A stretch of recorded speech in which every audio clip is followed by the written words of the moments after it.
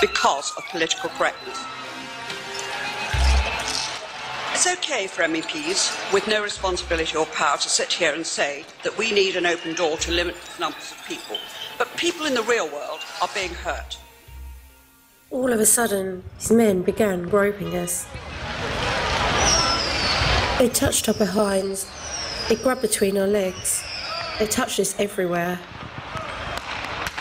We were fondled. I was groped between my legs. My friends were also fondled. My boyfriend tried to pull me away, but there was quite a big group of people, maybe 30 or 40. This is what happens when you open the door to other countries and cultures that treat women as second-class citizens. Then we have the attempted cover-ups by the police, the politicians and the press. It's even reported that the Commission won't accept that there's any link between the migrant crisis and the sexual assaults in Cologne and elsewhere. In 2015, 100,000 illegal migrants were stopped trying to enter the UK. This shows the scale of the problem heading towards Britain. A recently leaked German security and intelligence report on the migrant crisis warned, "We are importing a different social and legal understanding." And the political failures to address this problem in the past have now been seen across the north of England. I was a child. You know, legally, if you have to be over 16 to consent, then they should keep that in place. And if you're not 16, then do something about it. Some politicians have even said a small minority of migrant men see white girls as fair game or easy meat. Well, I just turned 14 and he was 24. He'd just got out of prison and straight away we spent a lot of time together. In total for nearly 2 years, I think it were. And we had a sexual relationship, which, well, I thought he was my boyfriend. And according to the 2014 J report into the rape of 1,400 children in Rotherham, this problem is not confined to the past, but sadly continues to this day.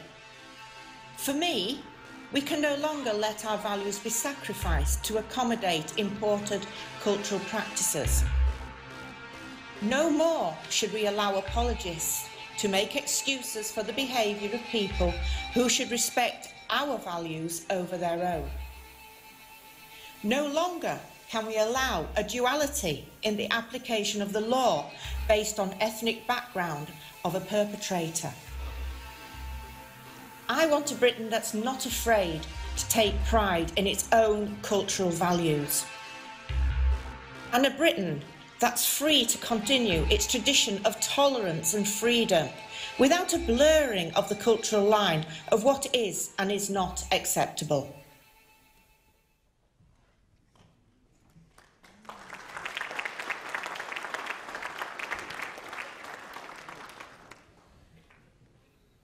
Right, thank you, ladies and gentlemen. I'm just sorry about the technical hitch we had there, and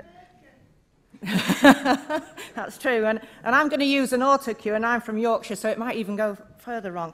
But we'll have a go. Right, thank you, Margot, for your speech, and also good afternoon, everybody here in the conference.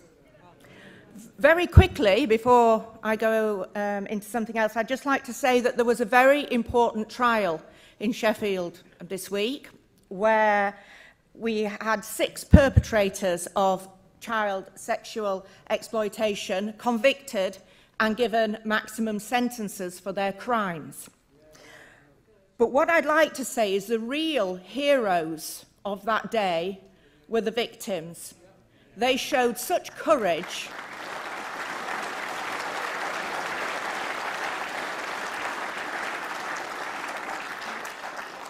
They showed such courage and determination, and you know, your heart has to go out to them. But there's a lot of work to do, because in Rotherham there's been 16 convictions and over 1,400 suspected victims. That's not a good ratio. The sexual attacks that we have seen in Europe during the migrant crisis and the official response to these resonates very deeply with me. I don't have to look hard to be able to draw deep parallels between the emerging sexual threats faced by women in places like Cologne and the predatory sexual practices that have been allowed to flourish in places like Rotherham, Keighley, Rochdale and Nottingham. Cultural norms in regards to right and treatment of women is very different all over the world. I mean, you only have to look at the Middle East. And I'm now not saying for 1 minute that our cultural treatment of women is perfect in the Western society. But at least in Western Europe, I won't be whipped for wearing a miniskirt or suffer the horrors of genital mutilation to satisfy my family or my community. At present, I can leave home alone without a male chaperone, drive my own car, buy a drink at a well-known coffee chain, unlike women in Saudi Arabia, who are banned from doing these same simple things. But even as oppressed women across the Middle East and Africa fight tooth and nail for the most basic protection from gender-based equality and violence, we have politicians across Europe opening the doors to thousands of young male migrants, many of whom are determined to retain their own cultural practices and attitudes as they migrate. A recently leaked German intelligence report warned, we are importing Islamic extremism, as well as different social and legal understandings. You cannot force democracy down somebody's throat who does not want to start and learn. And it begs the question, how do you instruct 1 million migrants, mainly young Muslim men, of the social mores of Western society overnight? You can't. You just cannot do it. And this highlights a major problem with mass immigration, of imported social mores, attitudes and practices that are totally incompatible with those of the host society. It's an issue that we simply cannot close our eyes to. And just like so many of our political cowards, both in Germany and the UK, who have tried to turn a blind eye and pretend it isn't happening. Nor does the answer lie in restricting normal rights and freedoms, as in some German politicians have suggested that their advice to women is not to smile in the street. Stay at arm's length away from strange men. The fact is, if we are to retain our own culture and the freedoms we enjoy today, we as women must face head-on with these challenges, and it's presented by these darker aspects of migrant culture.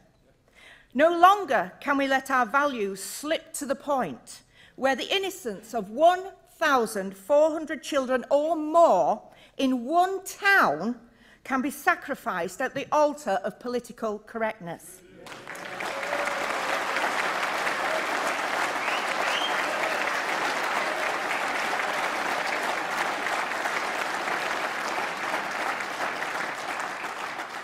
Nor can we allow our politicians in both Europe and the UK tell us we are racist for highlighting the darker aspects of the migration culture, simply because it suits them to do so for their own agenda. Instead, we must make a stand and say no more.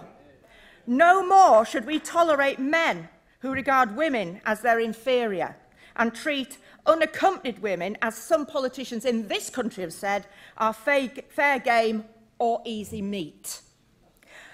I want girls to be able to smile in the street, live their lives freely, wear what they want, without the prospect to have to fight off sexual predators every time they go into town or get on public transport, as most of the women in here did of my age when we were younger. I want a Britain that not only makes its own laws, but more importantly has one law for all.